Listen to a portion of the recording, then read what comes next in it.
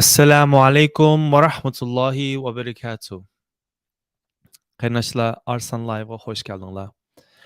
Ee, bir saat bo'lmadi deyman. Bir saatdan oldira Samir Zubayri bilan mushu Kanadadagi Uyg'urlarni akildigan panaliq program to'g'riliq bir program qilgandim. Suhbat o'tkazgandik.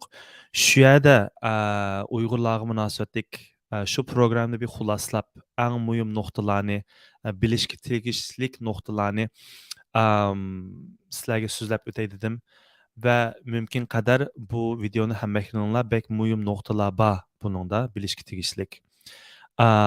Va o'zingizga lozim bo'lmasimi, do'stlaringiz balki boshqa tuqqanlaringiz bordir Turkiyada, o'shalarga lozim bo'lishi mumkin deb qarayman.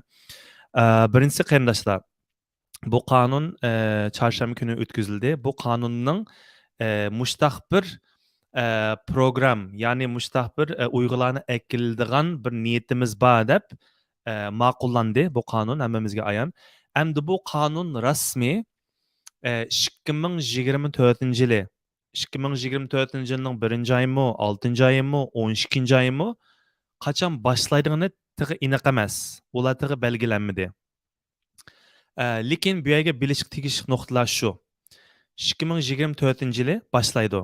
Hozir bu yili hech qanday bir qildigan, bir yerga boshurdigan, bir yerga tizimlatadigan hech qanday ish yo'q. Bu yili faqat qildigan ishingiz ve bu program başlıgıca belge toplash ve ispat toplash. Muşunu qilsiz. Qanchalik toplay olsangiz, sizning case sizning bosh bo'lgan chaqda texim kuchlik bo'ldi. Ikkinchi, men tunigun savol tashlagandim. Qarindoshlar savolinglar bo'lsa, mendan so'ranglar va men amalbar so'rayman deb. Va qarindoshlarimizning asos muhim bo'lgan savollarning birisi shu. Bo'pmi Turkiyadagi qarindoshlardan. Biz Türk vatandaşlıkını aldık, biz mi başvuru alamdık degan onu udul sormadım, lekin bunday şekil sordum. Bazı Uygurlarımız 3. devletke berip vatandaş bo'p bo'ldi. Şu qarindoshlarimiz başvuru alamdı deb so'rasam, bunga başvurdigan kishilar bo'lsa, bizning vatanimizdan chiqqan Uyg'ur va boshqa turkiy millatdan bo'lgan kim bo'lsa, yeter ki özüne xatar ostida his qilsin, shundoq insonlar başvuru alaydi deb javob berdi. Ya'ni Türkiye vatandaşı bulun, shu yerdagi iqomat bulun. Yeter ki siz qandoq dunyodagi, yani hamda bugun men shuni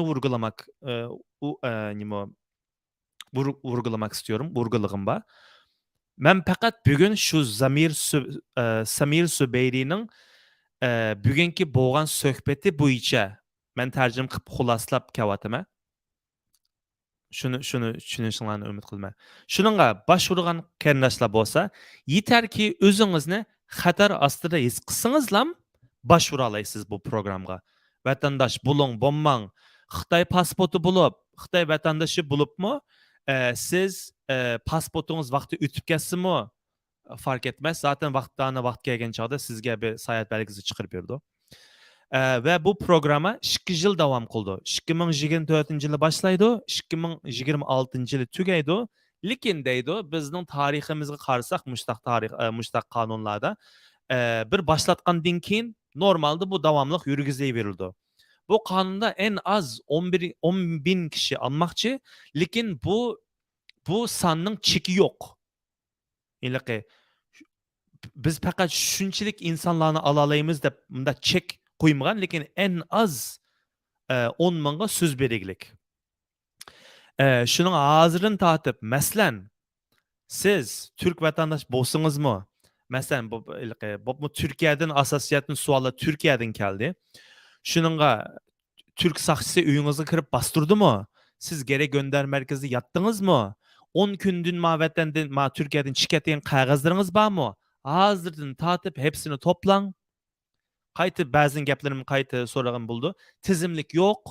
Buni Kanadaning ko'chmanlar tor beketidan e'lon qiladi va shu yerdan boshvursiz. Torda boshvursiz. Üye bir yerde palanı ofise berip palançı teşkilatta yok öyle bir şey. Onda bir mesele yok bir yerde kardeşler. İkinci bir tavsiyem bolsa kardeşler. Bu işten baştan ahire manga Mehmet Toxtay Efendi ve onun teşkilatıga yıkındın şularning tor bitinden, şularning Facebook sayfalarından dikkat kılınlar. Bununla dair haberlermi vay başvuruş ilanları yo başlandı dep. Çünkü bu bütün başvuruş nimeleri hepsi İngilizce bulduçu. Şununla muşunun yıkındın takip kılış için bolsa yıkındın Mehmet Toxtay Efendi bilen şularning teşkilatlarını yıkındın takip kılıp durup bolsa alakada bop turunglar dep tavsiye kılıman. Başka mühim noktalar bolsa. Ha, ananınki yana bir mühim mesele. Bazı kardeşler yazıptı. Vay ne olacak? Bir yerde zaten Kanada 40-50 ming veya ki 400 ming 500 ming köçmelerini zaten qabul qıvatırığı dep bir xil yaratmaganda gaplarni qıvatırı. Bir yerde kardeşler ma programida kelgen Uygurlar bir yıl ma'lum derecede endi unla spesifik undaqlıqı titiz bir şekilde kirmedi lekin bir yıl devletning yardımida buldu ekan. Masalan bu uy buluş mümkün, kira buluş mümkün degandek yardımda bulun ekan. Bir yıldan keyin normal bir köşmen özünün ayaqida turib bir yaşab ketalaydi hamda. Lekin aslında bir yıllık bir yardım bir programı bu baka bunun içinde. Nurgun işlarga tafsili kiralmadi. Masalan lekin asas mühim noktalar başvuruşunuz şu köşmeller Kanada Köşmeller İdaresi'nin tor betinden aldığına ala kıldığı tizimlik yok. Her kandak Uygur ve ya ki Türkiye millet ya Şarkı Türkistanlık Türkiye millet ve Uygurlar bu asılam özüne xatar hastırı his qısun başka devletning vatandaşı bop ketken taqdirdi mu başvura alaydı. Vaqtdan vaqt kelgan chaqda o'zlari shu tekshirib chiqib, background check qilib, ularni o'zlari qiladi. Anandan keyin shu rost xatar ostidami bo'lsa, anigiz o'zlari zaten tepib chiqadi undan narsalarni. Hozir tartib isbotlarni to'planglar. Mencha gapim tugadi, buningda boshqa bir gap yo'q. Ha, anangizda eng oxiri degan gapi sabr Uyg'urlar sabr qilsin. Bu qonun o'tgan bilan tig'i ijro qilinmadi. Yürgüzüş tig'i oldimizda bor. Shunga rasmiy başlangıç başvuruş tarihi 2024'te başlar. Bu kadar qarindoshlar, men bu gapimni ortiqcha uzatib etdim, takrorlab etib. Shunga kerakli bo'lgan yerlarga taqdinglar. Agar bu konuga doir çoğun özgürlükler yüz berip yana bir söhbet qığıdak insanlar bolsa, men yana söhbetlerge teklif qılma.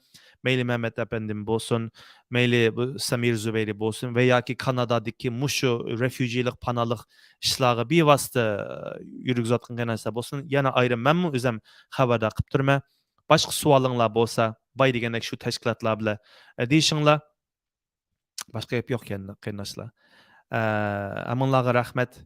Kelar qatim ko'rishguncha omon bo'linglar. Assalamu alaikum ve rahmetullahi ve berekatuhu.